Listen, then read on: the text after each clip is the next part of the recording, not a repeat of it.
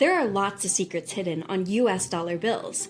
Many of these secrets are to prevent counterfeit and fraud, and you can see many of these secret features with your bare eyes.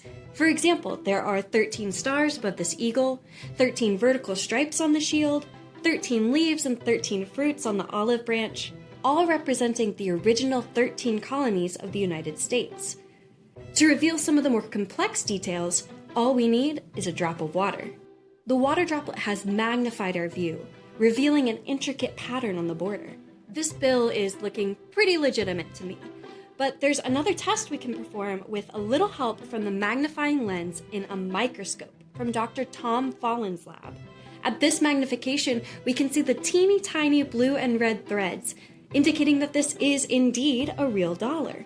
Since the beginning of time, humans have always been trying to get a closer look at the world around us. It might be a cool beetle, a bright full moon, tiny flowers, or a strange star that seems to move too quickly across the sky. Whatever it is you're into, chances are you'll want a better look. But a basic lens like that water droplet is definitely not powerful enough to see inside plant cells or resolve the craters of the moon. So how did we get from modest magnification to dazzling zoom? Lens technology has been refined throughout history by people working in photonics, the study of manipulating light. For thousands of years, people have been engineering with light. Even before they really knew what light was, they had discovered ways to bend it to their will. Long ago, people were using pieces of ice to focus light and start fires. After humans learned to make glass, they used reading stones to magnify text. They also shaped pieces of naturally occurring rock crystals to magnify small details in art. Later, they realized that combining lenses allowed them to see even smaller objects, leading to the invention of the microscope. Eventually, expert glassmakers carved lenses that could cause lighthouses to shine even brighter. And as glass technology improved, lenses could be made even smaller and more precise, such as the first contact lenses. And that's all before 1900. All of these early innovations were in the field of optics, which is the science of manipulating visible light, often using mirrors and lenses.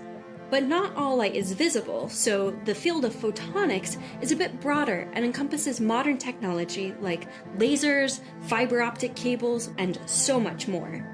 Let's take a look at lenses to understand how engineering with light in the past laid the foundation for the impressive photonics of today. The earliest photonics pioneers made lenses to focus light and to see things more clearly. But what is a lens and how does it work?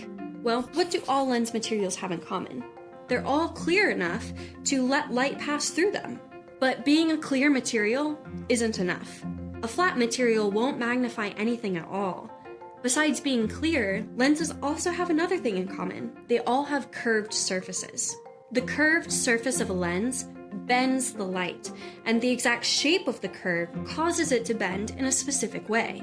Lenses have two main shapes: convex and concave. Convex lenses cause light rays to converge or come together. Concave lenses cause light rays to diverge or spread apart. Let's practice this concept. If sunlight were to pass through a lens and start a fire, do you think that lens would be concave or convex? To get enough energy to start a fire, all the light rays need to be focused at a single point, meaning we should use a convex lens to converge the light rays. The point at which all of the light converges is called the focal point. Lenses were the first innovation in photonics, which makes sense because focusing light in a certain way is incredibly useful. Can you count how many lenses are around you right now? I can count lenses in my glasses, camera, projector, and phone. There's also a set of lenses that I carry with me 24/7. My eyes. Your eyes take in light from the world and focus it all on the retina in the back of your eye, where it's translated into a signal that's sent to your brain. That means the lens of your eye is convex, but most people's eyes don't focus perfectly. If someone is nearsighted, it means the focal point of their eye is in front of their retina. If they are farsighted, it's the opposite. The focal point is behind their retina. Corrective lenses in the form of glasses or contacts help bring the focal point to just the right spot. Here's a challenge. Would you use a convex or concave lens to correct nearsightedness? What about farsightedness? All right, to review, lenses are clear, curved objects that bend light. They can be concave or convex, and they have a focal point that depends on its shape. Our timeline of lenses went from 120 BC to 1888, but lens innovation hasn't stopped there. When we looked at the dollar bill through the water droplet, we were creating a lens out of water. We now know that by adjusting the shape of the lens, we can change the focal point or the magnification. This principle has been used to design innovative liquid lenses that are adjustable. Adjustable liquid lenses have already been tested in eyeglasses and in phone cameras. This just goes to show that unless we somehow run out of neat things to look at, lens technology innovation will never stop. Who knows what the next big breakthrough could be? The world of photonics is full of endless possibilities, and just like the thousands of years of people before us, I'm sure that we will continue engineering with light.